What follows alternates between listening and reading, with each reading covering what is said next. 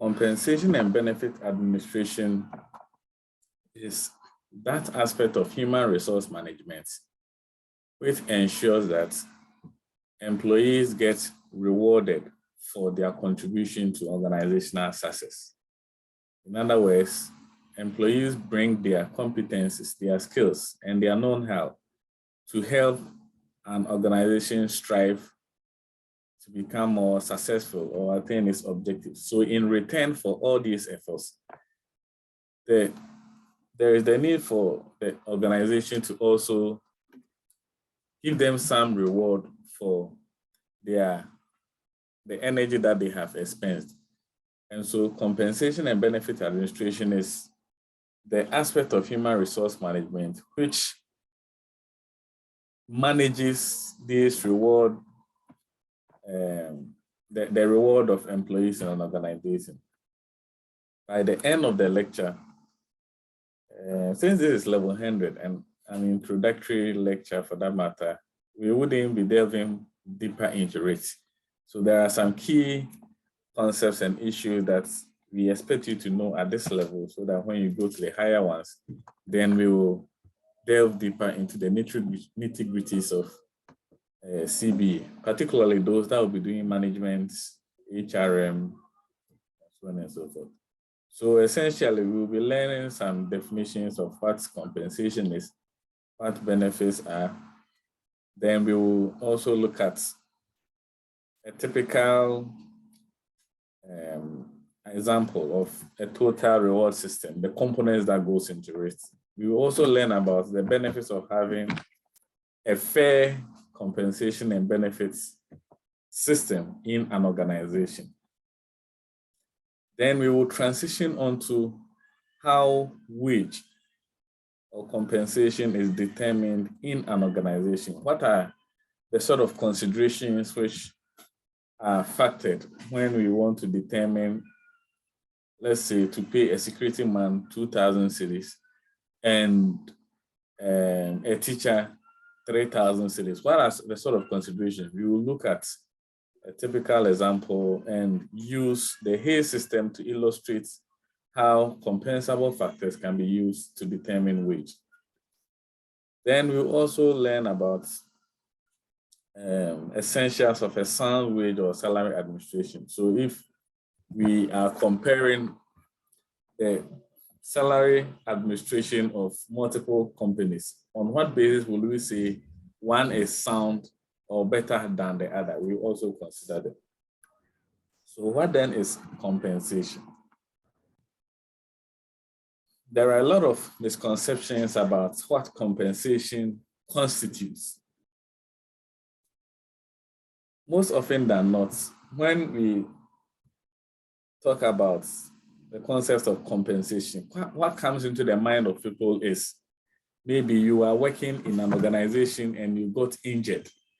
And in order to take care of your injury whilst you are mending it, there is the need for them to give you something for the accident that occurred. That is compensation, all right. But compensation can also be used as, it can be used in a different sense. And it is this different sense that we are interested in. So compensation can also be used to characterize the rewards that employees receive for their contribution to organizational success. So for the benefit of this lecture, when I talk about compensation, you should be casting your mind back to the second explanation I gave. That is the rewards that employees receive for their contribution to organizational success. It can also be explained as a representation of both intrinsic and extrinsic rewards that employees receive for performing their job. So these rewards that employees receive for their organization, contributing to organizational success, can take two main forms, either intrinsic or extrinsic.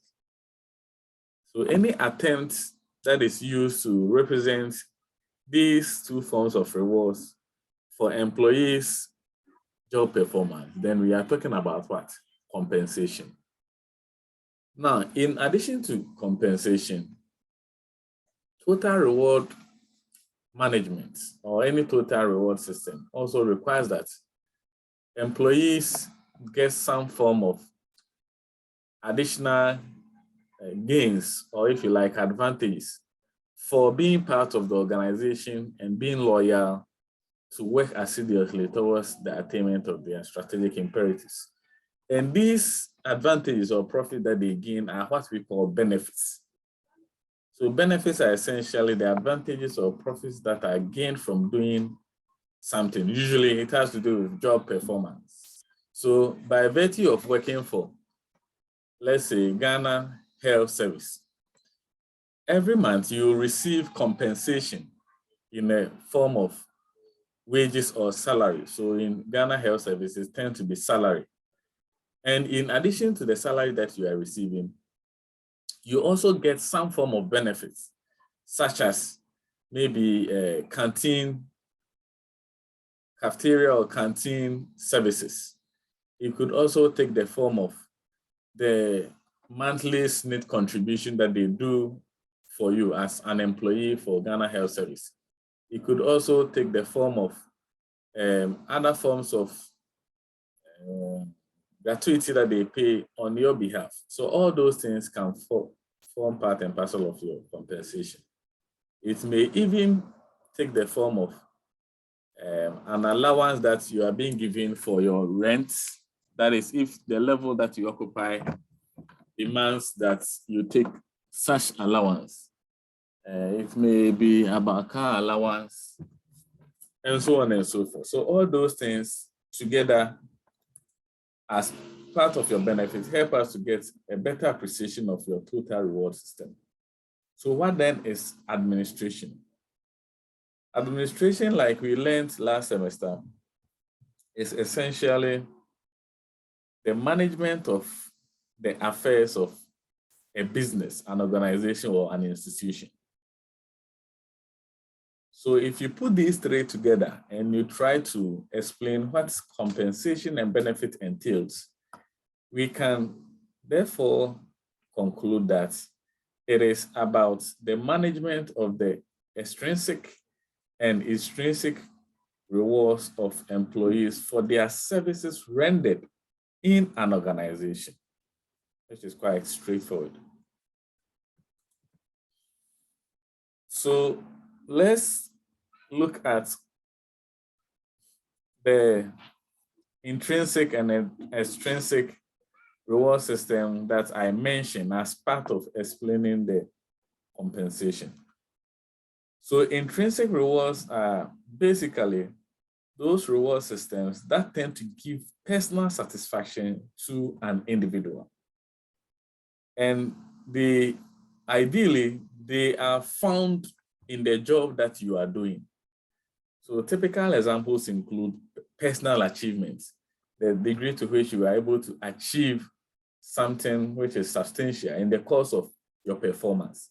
That can be construed as an intrinsic reward because the joy that you get for attaining that feat in your performance, it's something that may not be quantifiable. Professional growth. Every employee aspires that they will not remain the same as they join an organization. So when you realize that you are growing in the community of practice where you find yourself working, then that can also be construed as a form of intrinsic reward. Sense of pleasure. Some people desire, and that is why we call work and happiness. They derive a lot of happiness from the job that they are doing. In fact, they gain so much joy in performing the task that they are doing. So if this is the kind of circumstance you find yourself in, then we can construe it as an intrinsic reward. And that is what Frederick Herzberg calls intrinsic motivation, accomplishment. So all these things can be characterized as intrinsic reward or intrinsic motivation. Other forms of compensation may also take the form of extrinsic rewards or extrinsic motivation, and they tend to be financial in nature. So the pay that you receive at the end of the month can be construed as what? A form of extrinsic motivation. The bonus or commissions that you also receive, having attained a particular feat in your performance ladder, can all be construed as what? Extrinsic rewards. But beyond these extrinsic rewards may also take the form of the work environment and some of the factors that are found within the working environment, such as having a very comfortable or suitable working office. Sometimes the office you work in can even serve as a way of either demoralizing you or incentivizing you to work harder. Some offices are, excuse me to say, very much shuttered. And so when you are going in there, your morale is already down. And when your peers or your friends visit you at your workplace and they see you in such a shuttered environment, that may also invite them to pass some comments that can dampen your spirits as well. And so having a better office can also be construed as what? An extrinsic reward for an employee. Then verbal praise, getting the acknowledgement or praise from your superior for achieving an enviable feat or excelling in your performance can also be construed as what? An extrinsic reward. It is extrinsic because it is coming from someone outside you as an individual, and this person that is praising you is also trying to boost your morale. Public recognition. And this recognition may take the form of, let's say, a citation, so that you place this citation at your office and from time to time look at it and know that all the efforts and energy you are dispensing for the company, it is not in vain, but they are actually aware that you are a vital asset to them. So that could also be a form of recognition. Promotion, when you are given an opportunity to climb the organizational ladder from your current one to a much higher one, it can also be a form of what? Extrinsic motivation. And you gaining additional responsibilities, all those form within the purview of extrinsic rewards. That means that compensation and benefit administration is not just about the pay or wages and salaries that employees receive. And it is also not just about some benefits or allowances that individuals get for their contribution to organizational success. But it is equally concerned about non-financial rewards, such as recognition, opportunity for learning, development opportunity, increased job responsibility. It could even be the praise that you are getting from your peers or your colleagues in the organization. Now, a total reward system. From my introductory remarks, I indicated that compensation and benefit administration may take the form of the pay you receive and also additional benefits you gain for rendering services or performing in an organization. So when we talk about a total reward system, we are essentially referring to a system that addresses these two ingredients, which are the direct or indirect compensation. So the direct ones refer to the pay you are going to receive. And usually that is what we find on our pay slip as the base pay. Okay.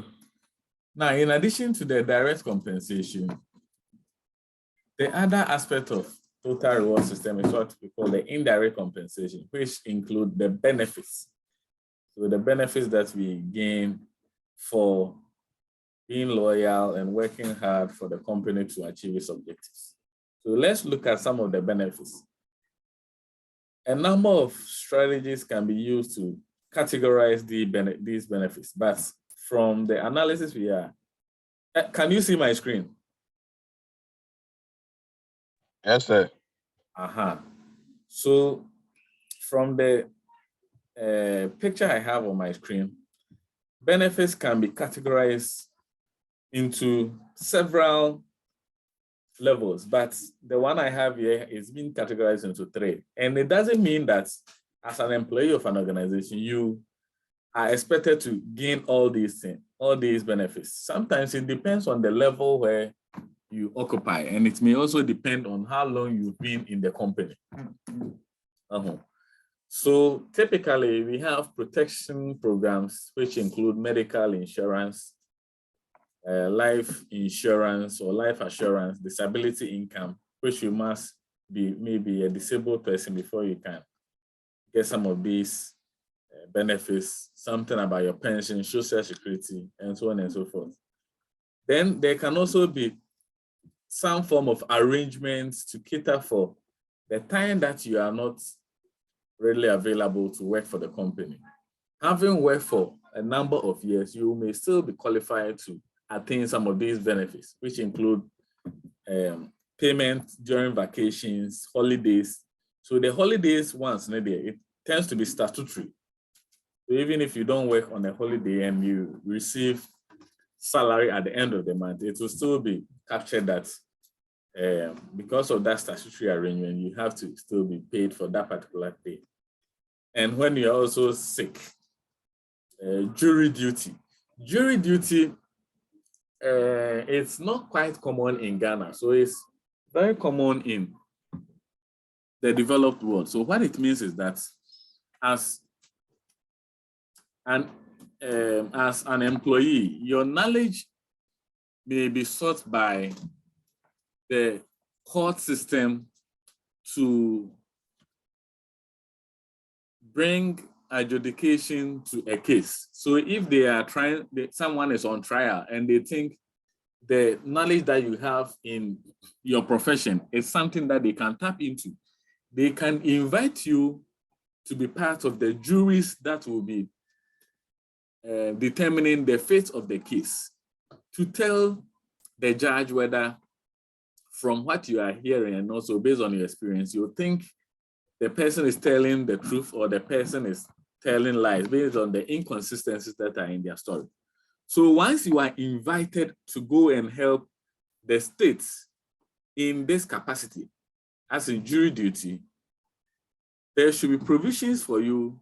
You are still supposed to be counted as doing a community service, and so you are supposed to get some benefit for it from your company. Also, they have to still pay you. Then there are other services and perquisites which are very common in Ghana. So you may get, there may be some recreational facilities for, so most banks in Ghana have their own gyms where you can go there from time to time to do some sort of exercise. And it may be because you are a member of the company, you may get it at a reduced fee, or it may even be for free. Some also have, some have low cost or free meals. In the mining sector, their breaks times, they are entitled to free meal. So in other scenarios too, you may get the meal at a subsidized cost. So what happens is that instead of maybe paying 10 cedis for a bowl of fufu, you will get it for about 5 cedis, and the company will take care of the remaining balance. And that will all form part of the benefits you are getting as an employee for the company. Others also get car services so that the shuttle system may take you to and from work, either for free or at a subsidized fee. Some may also be offering free services in financial planning or career planning at the expense of the company. So those are some of the benefits that you can get in addition to the pay you receive. In terms of the pay or the direct compensation, it may take the form of salary or wage. So salary is when you are paid monthly, and wage is when the computation of your base pay is based on hourly basis. And that may mean that in certain days where you are not able to show up to work, it will not be counted as a working hour. And even if you show up to work, because their interest will be on how much you are contributing to organizational success, it requires that you sign in and you sign out when you are done working. So that will be a typical wage system. Then there is merit pay. And this merit pay is a type of incentive pay system, which is usually computed on the basis of an individual's contribution to organizational success. So you must have achieved a certain superior performance before you qualify to take this merit pay. And so if you are just showing up every day and not necessarily, and if your contribution to organizational success is negligible, then you will not be qualified for this merit pay system, because merit pay is incentive-based type of payment, whereby you are paid, you are going to receive higher pay because you are contributing superior performance. Then there are other typologies of incentive pay systems, such as bonus, commissions, piece rates, profit sharing, stock options, shift differentials. So bonus system flourish in organizations that usually have targets. So if you go to those in the oil and gas, so in the mining and extractive industry, AngloGold, for instance, usually when they are able to exceed their target for gold exports in a year, they may decide to pay 25% of the retained profits and share it as bonus to the entire members of the company.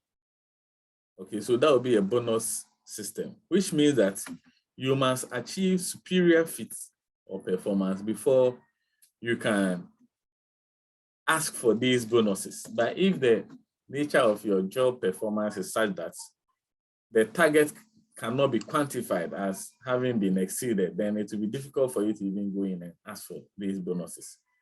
Then we have the commission system, where you are paid based on, for instance, the number of articles or goods or services you are able to sell to your targeted customers.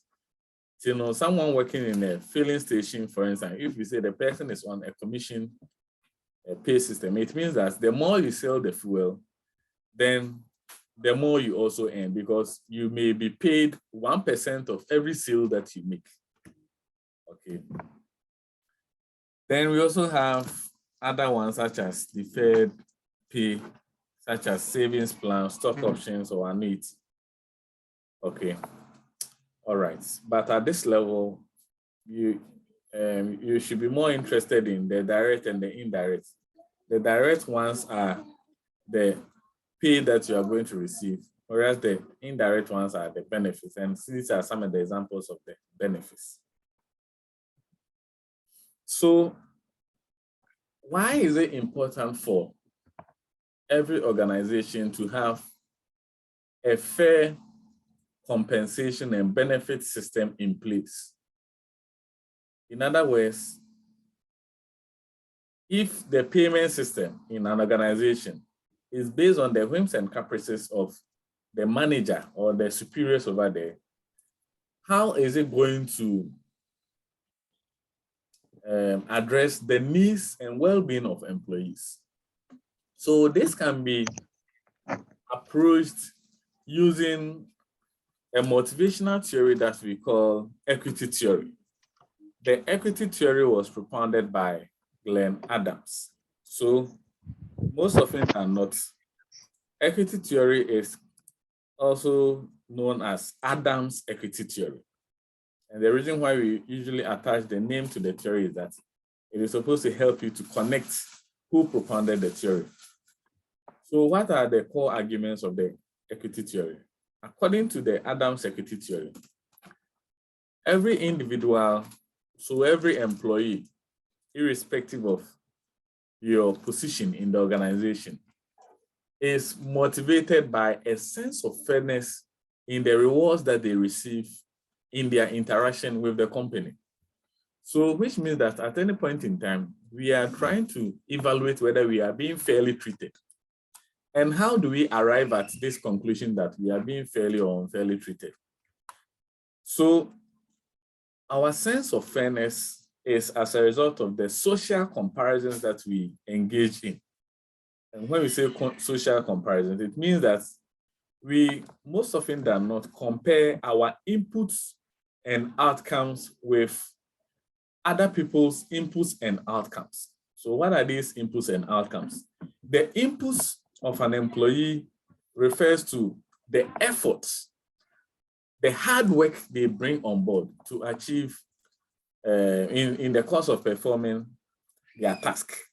The outcomes too are the results that they are able to attain, whether they are excelling or not excelling in their job performance. So as an individual, if you compare how hardworking you are and how exceptional in terms of your performance is with that of your colleagues who are also maybe in the same office or at the same level in the organization with you, if you do this comparison and you realize that even though you are working very well, you are receiving the same salary as your colleagues who are always providing excuses and engaging in absenteeism, loitering around, which is presenteeism, and not actually contributing to organizational success. In some situations too, you may realize that because your boss does not like you or you are not in the good books of your boss favors other people ahead of you. And so irrespective of how hard you work, it does not reflect the salaries that you and your colleagues are receiving. So maybe others are being paid very well because they attend the same church with the supervisors or the leaders in the organization, or they are from the same ethnic line, or maybe they are much handsome or beautiful than you. If that is the situation at the workplace, then according to Adams' equity theory, because of the inequity that is being used in rewarding you in terms of the efforts that you are bringing on board, it will be a disincentive or an avenue to demoralize you. So we perceive fairness if we believe that the input to outcome ratio we are bringing into the situation is similar to that. That is the input to outcome ratio of a comparison person, which we call a reference other. So when you compare your situation, your inputs and your outputs to a reference other, so a friend in your workplace, his input to output, and we realize that you are working harder and you are achieving more results, but your colleague who is very lazy and always not punctual is earning more than you, then that will be what? Inequity. And that will be disincentive. The morale of Adams' equity theory is that any compensation and benefits system that we put in place in the company should be fair and what? Equitable. So what are the advantages of having a fair compensation system? Advantages of having a fair compensation system. The first one is that if an ideal compensation system is designed to be fair, it will have positive impacts on the efficiency and results produced by workmen. So because the fair system will be paying those that are hardworking more and those that are very lazy less, it will incentivize everyone to work harder, and that will reflect in the efficiency and results that everyone is producing. So that if you are not hardworking, then you wouldn't have any basis to complain at the end of the day. The second one is that such a system will encourage a normal worker to perform better and achieve standards fixed. Encouragement for those that perform better and opportunity for those that wish to excel. So individuals that are normal workers, if they want to earn more, then it will incentivize them to work harder to attain the standards that have been fixed. Now, those that are also exceptionally good, it will incentivize them to carry on with their hard work. That means that at the end of the day, hard work will pay. Now, such a system would be well-defined and uniform. It will be applied to all levels of the organization as a general system. So such a system, when we say it will be well-defined and uniform, means that it is going to be applied irrespective of the level that you occupy, whether you are at the security, at the entry level, the middle level, or top level. Once we have a system that is going to address your inputs to outcome ratio, it is going to be applied to the latter.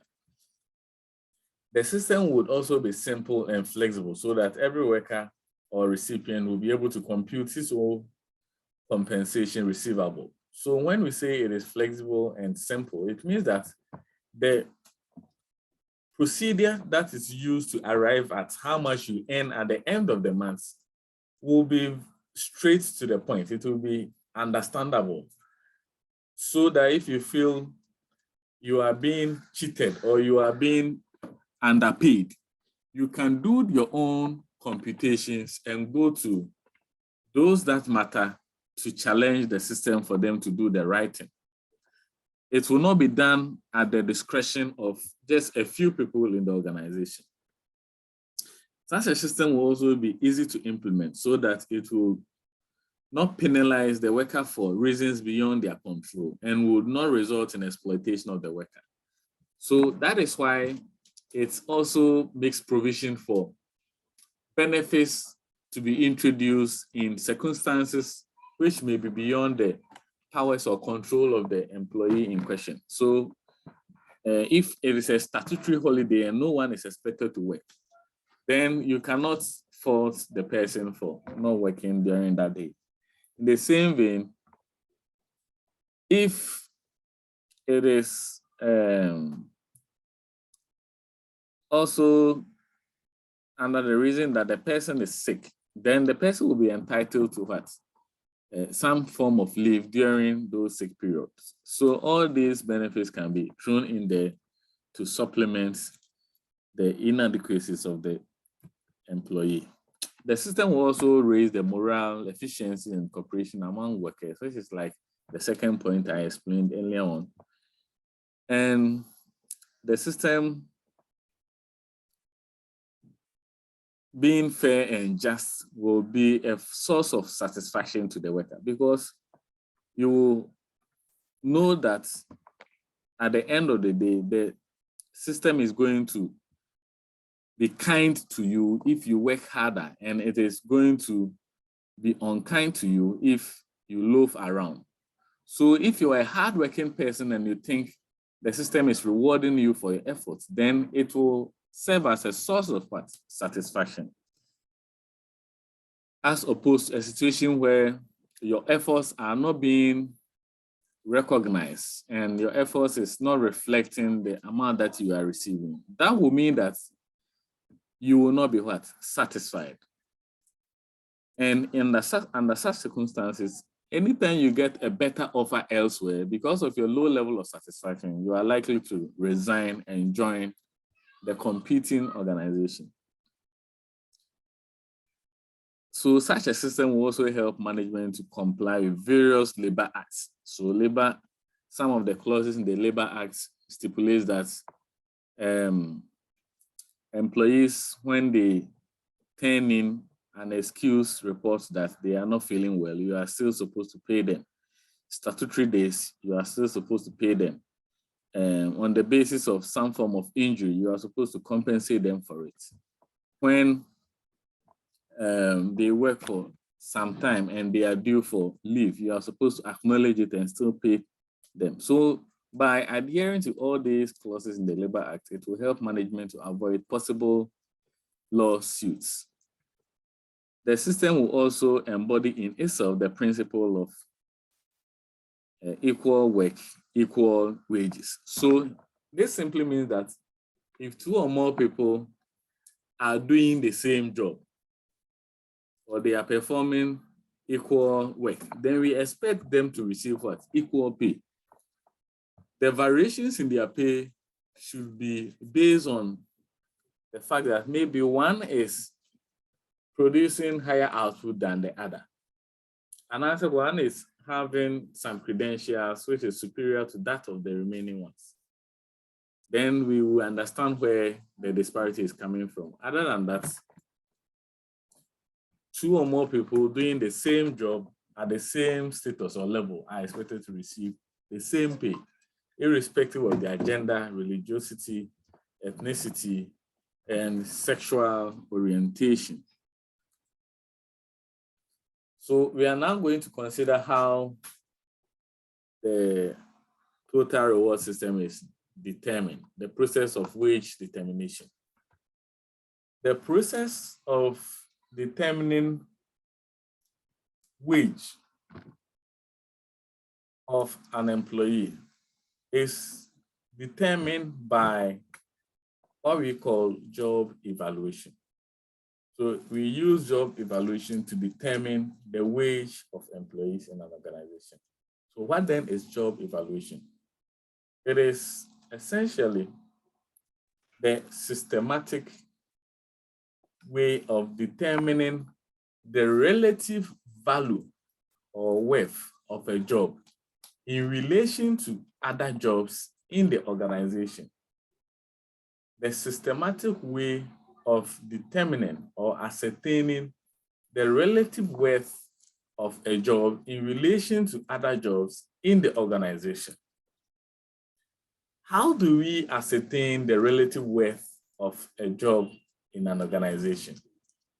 We do this by considering what we call compensable factors. Compensable factors. Compensable factors are basically the factors that we take into consideration when we are deciding on the value or worth of a given job in relation to other jobs in a company. So the factors I've listed on my screen over here all constitute compensable factors. So it ranges from responsibility that is involved in the performance of the job, the strategic relevance of the position, the performance of the individual in question, the qualification that the one possess or one must possess to be successful on the job, the market or competing pays, which are usually derived from what we call salary benchmarking, the company's success, whether they are making profits or they are making loss, the cost of living of that country or economy. So it is because of this reason why recently the government of Ghana decided to pay COLA to employees, so cost of living allowance, because of the hardship that we are currently facing. Then marital status. So your marital status may also determine whether you get some benefits, such as scholarship for your wards, educational allowance. It may also determine whether you can apply for some forms of leave, such as parental leave. So the women can apply for maternal leave, and the men can apply for paternal leave. But together we call it parental leave. The tenure, how long you've worked in the organization, may also determine how much you receive, ability to pay. So when the company has the financial muscle to cater for it, it may also determine how much you receive. The activity of the labor union, that's you as employees, you join. So when the union is very, very vibrant, then they can periodically bargain for increments in how much you are receiving. And when some of these bargains are not addressed through negotiation, then they may decide to engage in some form of industrial action, such as strikes. Demand for and supply of labor. If you are in a community of practice where the demand for your services is very low, then it means that you are more or less redundant. But if the demand for your services is high, then every company will be going at great lengths to pay a substantial amount of money just to retain you. In the same vein, when you are in a community of practice where the supply of your labor is very, very cheap, in other words, you have a lot of people flooding the system, then it may affect how much you take home. This is the reason is simple. If you decide to stop the job even this morning, by afternoon, we'll get someone to replace you. And so when it comes to bargaining for increment in your wages or salaries, you have little bargaining power because of the surplus of your labor. Then the risk or hazards that are involved in the job that you are doing, the higher the risk, then the higher the wage you receive. Compensation strategy. Organizations usually have 3 strategies that they can adopt. These include the market compensation policy, where they pay the average which is in the prevailing markets. And by saying average, it means that if everyone is paying employee for that particular position, if the average is 2,000 cedis, then they will decide to pay this average. Now, the market plus philosophy is the situation where the company will decide to pay you something higher than what the average employee in that market is receiving. So if the average employee is getting 2,000, then the market plus will mean that your company will be paying you about 2,200 and now 2,500. Now, the market minus is a situation where the company is paying you something below the average in the community or the market. So if the average is 2,000 and your company decides to pay you 1,900, then it means they are paying you something less than what the average person in the market is receiving. But that wouldn't make you worse off. And I say it wouldn't mean that they are not adhering to the statutory regulation of minimum wage. So that is the statutory regulation. The state will also come in to determine the minimum that an employee is expected to be paid per hour, per month, and so forth. So these are the compensable factors. And it is these factors that we take them into consideration when we are determining the value or worth of an employee or a position in a company.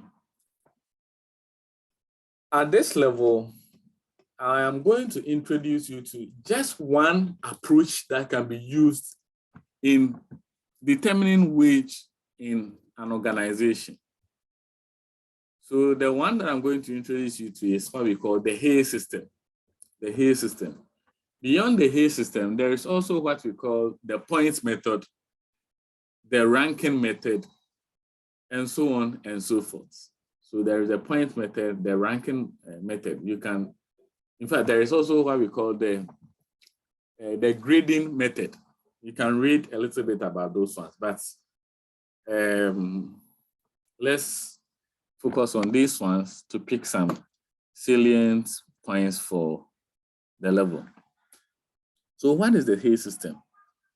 The Hay system is actually named after the company that developed it.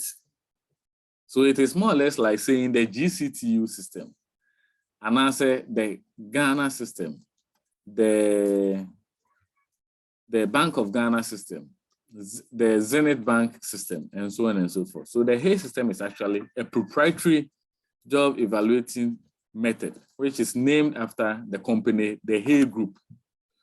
And it essentially focuses on 3 compensable factors, which include the know-how and our knowledge, problem solving, and accountability. So the knowledge part, and as a know-how, refers to the knowledge that one derives or one requires in order to be successful in occupying a particular position or doing a particular job. Problem solving, that's the job requires the individual to be solving a lot of problems.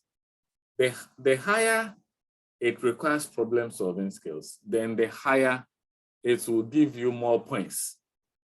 Accountability is the individual accountable to himself, or he has to report to a lot of people. In other words, does the individual exercise a lot of autonomy or control over the job that they are doing? If you are, the higher the level of accountability, then the higher you are also going to gain. So the job descriptions, which are usually coined around these compensable factors, are then reviewed and assigned a set of statements that are most accurate and reflective of your job.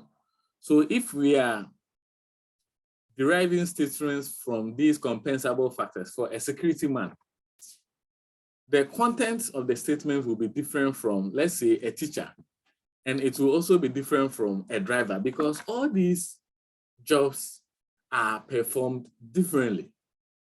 Okay, it will also be different from, let's say, an IT professional or a laborer of a company, the CEO, the HR manager, the accountant, and so on and so forth. Now, point values for each of the statements are also added for each job description, providing a quantitative basis for the job evaluation called job value. Based on the statements and the value that is assigned based on how it applies to the job, we put the values together to derive what we call job value. And it is this job value that will be either multiplied by the number of hours that you are working to derive your relative worth or value in the organization. So let's do a little bit of simulation. So typically, this is how the software looks like. This is how the software looks like. So I indicated that it uses 3 main compensable factors: the know-how or knowledge, problem solving, and accountability. So let's pick 2 professions. Let's do that for a teacher.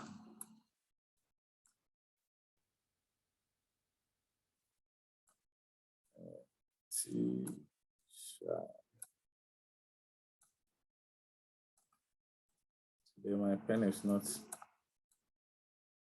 So I hope you can see my screen. A teacher. Pardon my writing. The pen is not complying. Now, are you all there? Yes, sir. Yes, sir. Into Yemfa teacher, a typical example. If you pick a teacher, so Yemfa is a teacher for a secondary school. Let's look at the know-how, the knowledge. In terms of functional expertise, from a scale of 1 to 10, how much will you give a teacher? So do they require a null of knowledge in order to function in their classroom and answer in a school? On a scale of 1 to 10, how much will you give a teacher? One of you should be interacting with me. Who would like to volunteer? I bet never. Let's go. A teacher. What am I say? Mine is 7. 7. Okay. Now, in terms of managerial skills, do teachers carry out some form of classroom management and outside classroom management so that they will be able to deliver to the satisfaction of their students and the school? And Oberman is a 1 to 10. 4. 4, okay. Human relations, does the work of a teacher requires them to relate cordially with his customers, which are usually his students, his or her students, and the peers or colleague teachers that are in the school, as well as maybe parents that may be coming in and out of the school? Does it require a lot of human relation skills? Yes, I'll give him 8. Okay. Whilst we are doing this enumeration, someone should be tabulating it for me in terms of summation. Now, problem solving. Does the work environment of a teacher requires a lot of problem solving? 5. 5, okay. Now, is the job of a teacher quite challenging? Said that one to 4. 4. 4 out of 10. 10. Okay. And so we are done with the problem solving parts. In terms of accountability, do teachers have a lot of freedom to act in their operations? Said 4. 4, okay. Impacts on end results. Does the work of a teacher have a lot of impacts on the success of students and also the school that they are working in? 7. Magnitude. So you can say magnitude, it essentially has to do with how pervasive, and I say how encompassing their job is. So in terms of magnitude, how much will you rate the teachers? The 8. Okay. So please, someone should do the summation for us. 7 plus 4 plus 8 plus 5 so plus 4. 47. 47. 47. So that means the job value of a teacher fictitiously is what? 47. And for this 47, it is out of 1, 2, 3, 4, 5, 6, 7. It is out of 70. I hope you understand why it is out of 70. Because we were doing all these ratings out of 10. So 10 times 7 will give us 70. 47 over 70 will be the job value of the teacher. And if you are going to pay the teacher, if you are going to use this as the basis of paying the teacher, then it means that the hourly rate will be 47 per hour. That is the Hay system. Now, let's quickly do it for another job.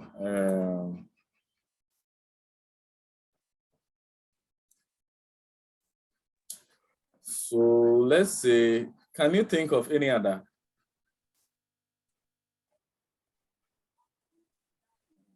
Okay, what a security man. Security. security.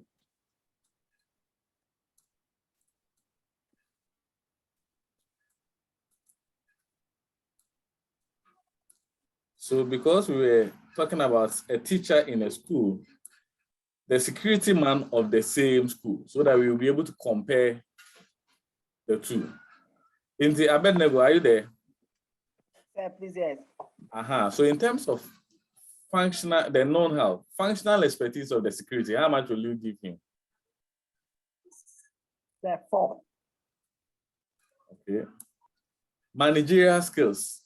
Do they require a lot of managerial skills to excel in their job? How much now? Sir, not 4. Okay. Human relations. Do they interact and intercommunicate with a lot of people in the course of dispensing their duties and responsibilities? Sir, yes, I'll give them 6.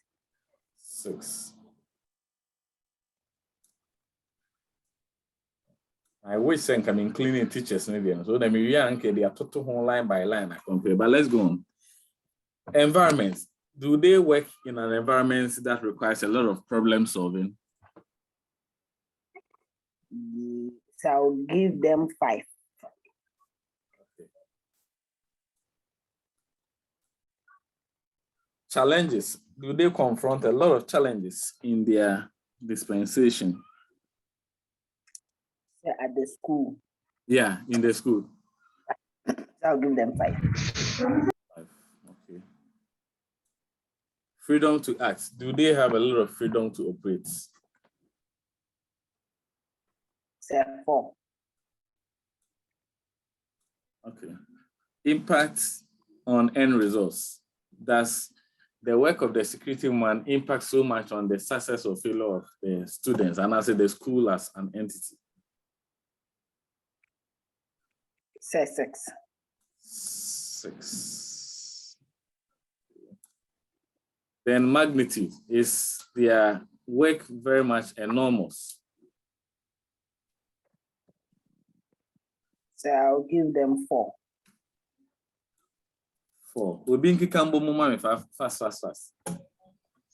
38. 38. Yes, please. 38.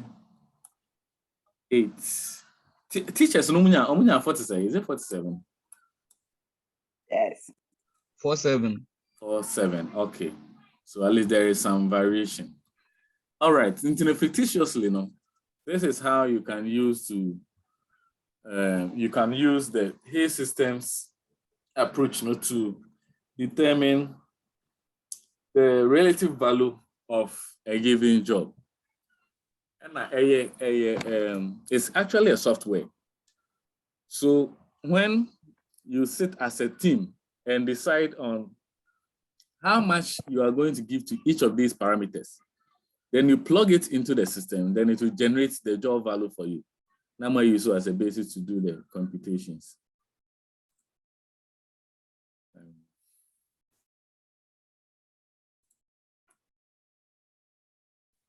Okay. Now there is one more thing that I want to introduce you to at this level.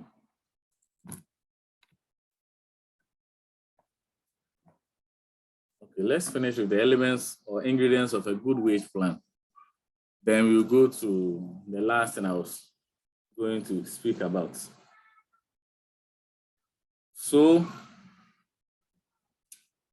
when we pick a wage plan of a company and we compare it with other companies' wage plan, and I said their compensation and benefit administration system, what are some of the ingredients that we can use to decipher whether they are administering a good wage plan or not? So these are more or less like things we should look out for when we are perusing wage plan of companies. The first one is that it should be easily understandable.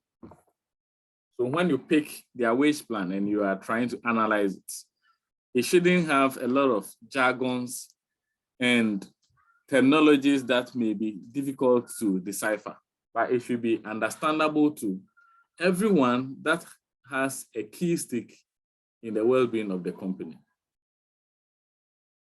And they should be instructed in how the wage plan works. So the basis of arriving at every job value or the relative worth of every position in the company should be unequivocally presented with a series of instructions. In terms of computation, it should also be easy, so that if I pick my pay slip today and I want to find out whether there are certain components that are due me or my company is not paying me well, I should be able to use the same formula that have been presented and the instructions that accompanied it to arrive at the numbers that they are gaining, so that you can at one point in time say that a particular allowance or benefit which is due you is not showing up in your pay slip, and that is why maybe your colleagues are getting something higher than you are. It should be capable of effectively motivating the employees. So it should provide an incentive for work. In other words, the ideal one should be in a position to motivate everyone to work hard for the company. And if you pick your company's their compensation system and you compare it with that of competitors, and you realize that you are being shortchanged, and I say your colleagues elsewhere are benefiting much than you, then it means that there are certain components or ingredients in it which are lacking. That needs to be looked at and addressed swiftly. Other than that, the company will start experiencing higher levels of attrition, and as a turnover. So they'll be losing their talented workforce to competitors. It should also provide for remuneration to employees as soon as possible after the efforts have been made. In other words, if you are on a salary structure, then it is expected that by the end of the month, usually by 28th or at least first week, sometimes the processing in the banks may also take quite some time. You should get it. It shouldn't be a situation where you have worked and 6 months down the line, you are not receiving your salary or your wages. Under such circumstances, because of the time that is elapsing between the effort that you have put in place and the time you are receiving the salary, you will not cherish it. It will lead to high levels of dissatisfaction. Then it should be relatively stable rather than frequently varying, so that the employees are assured of stable amount of money. So the relatively permanence of the compensation refers to the extent to which the superiors or the managers of the company will not arbitrarily be changing the quantum you are receiving from time to time. And if there is going to be any form of changes, it should be to your advantage. If, for instance, you are expecting that, all things being equal, every month you are expected to receive 1,000 cedis, it shouldn't be changing from 1,000 to 800, 400, then back to 1,000. Once it starts operating in that regard, then your job will not be secured. In other words, you cannot readily depend on your salary projections to make ends meet. So the relative permanence component must also be assured, so that you can use it to plan your monthly or spending activities. It should also be equitable, and the equitable component is what we are going to look at now. When we say the compensation system must be equitable. It means that there should be a balance or a relationship between the performance that you are bringing on board and the rewards that you are receiving. And that is what I explained earlier on using Adams' equity theory, that when you compare your inputs, your efforts to the results that you are giving the company, to that of a reference Adam, and you realize that the system has not been fair to you, that means inequity has occurred. So two main types of equity are important: the distributive equity and procedural equity. And I said distributive justice and procedural justice. Distributive justice occurs in situations when one's reward for performance is comparatively same as his cohorts. Anytime the reward you are receiving for performance is equal to the rewards that your colleagues are also receiving for their performance, particularly if their performance is the same, then we say distributive justice has occurred. But if the rewards you are receiving for performance is lesser than the rewards that your colleagues that are also dispensing similar performance are receiving, then inequity has occurred. And that will be this incentive and a way of demoralizing the employee in question. There is also what we call procedural justice. Procedural justice refers to the extent or degree to which procedures that lead to the determination of reward or compensation in an organization lead to fair results. In simple parlance, the determination of rewards for an effort should not be based on the likes and dislikes of the manager, their whims and caprices.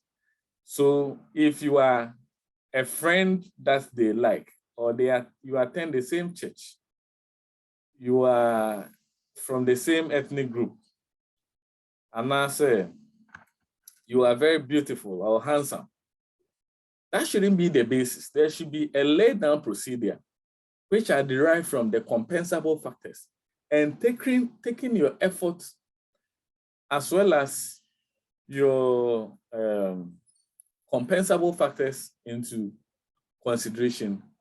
We are expected to use that procedure to derive your job value. So once this is done, then we see there is what? Procedural equity. So the same procedure that is used for employee A, who occupies the same position with employee B, should be used for employee B. In simple put, let's say we have two employees in a company, A and B, and both A and B occupy the entry level. Both A and B occupy the entry level position in the company. Procedural equity will mean that given their performance, that is equal performance that they are dispensing, it is expected that the procedure that was used in deriving A's job value should be the same procedure that will be used in deriving B's job value.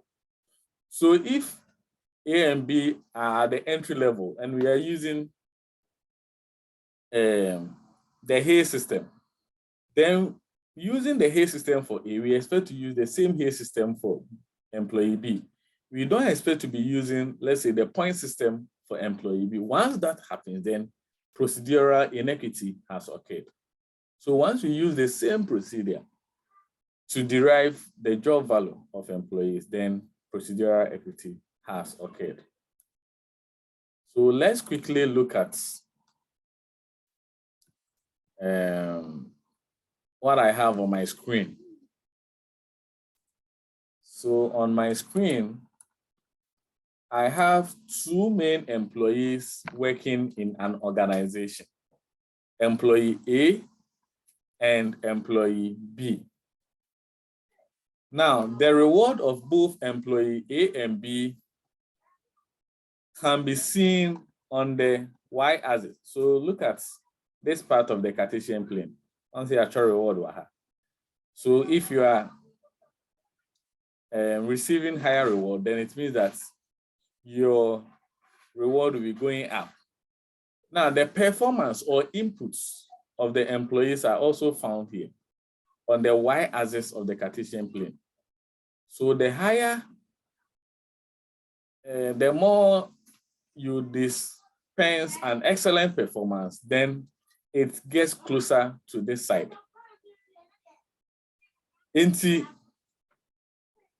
Analyze this diagram for me and tell me whether you think the pay system they have is equitable. In other words, compare the inputs, that is the performance, and outputs, that is the reward of A and B, and tell me whether the compensation system they have in the organization is equitable. So use about 1 or 2 minutes to analyze it and give me feedback. Once you are ready, just raise up your hand and I will interact with you.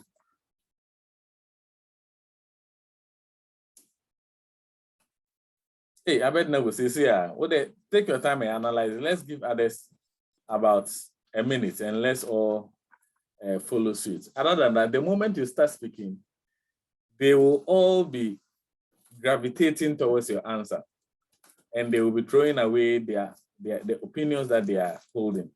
So at least I want to see more hands up so that we can discuss it properly.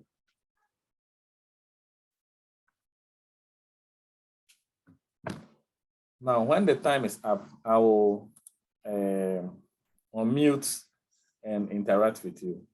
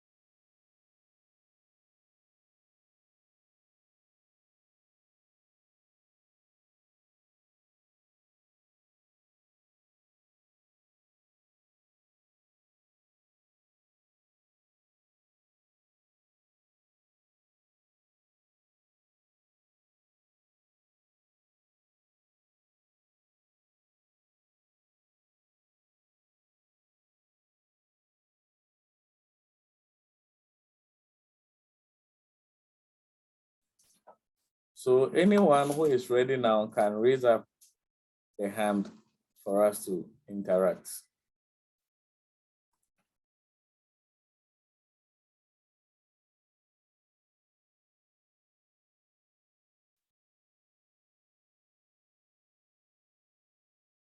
Abednego. Yes, I want to know whether what I'm thinking is correct. No problem. This one, there is no right or wrong answer. It depends on how you argue your case out. So go on, I'm listening. Yes, sir, please, for me, it's not equitable. Okay. Because let's look at where the reward is. Mm-hmm. So the first one, let's indicate it 10. Okay. That's the first one. And where the A is 20. Okay. Sure. So to help you, just wait. Let me do some calibrations here to help you. So let's say you said here should be what? 10? Yes, then 20. 20. I want others to also follow what we are doing so that it does not become too abstract. 40 and 50. Yes. Right. And let's also calibrate the performance.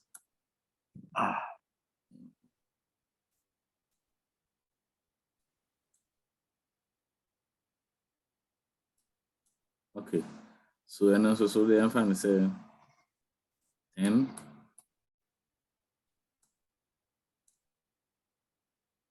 20, 30, 40, and 50. Okay, I bet now we'll go on.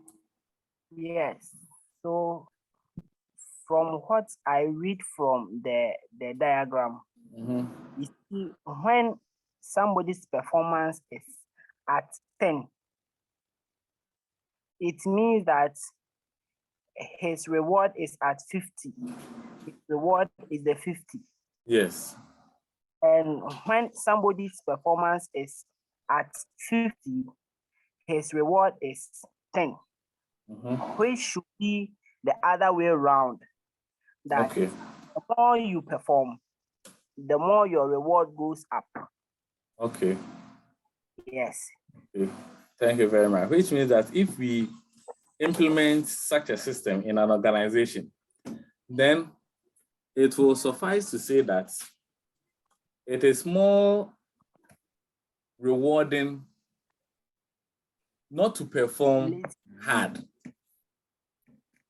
Because if your performance is somewhere 10, then you get more rewards. But if you perform higher or your performance excels, then your reward goes down, like this person is receiving.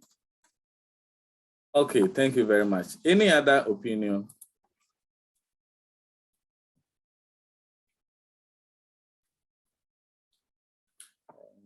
Does anyone has a view that the person wants to share as far as this diagram is concerned?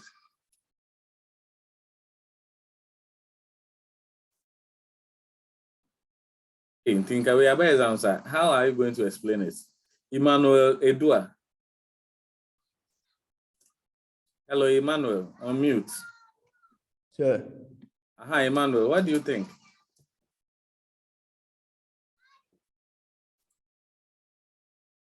Edua.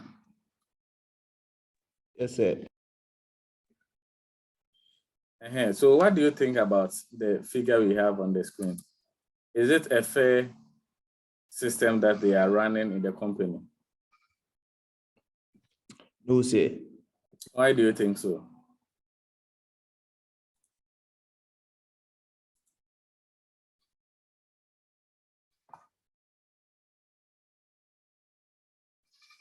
Or I should go and come? Yes, sir. Go and come. Go and come. Okay, all right. At least from Abednego's explanation, he's on the right path. So it shouldn't be a problem deciphering whether this is an equitable or an unequitable reward system.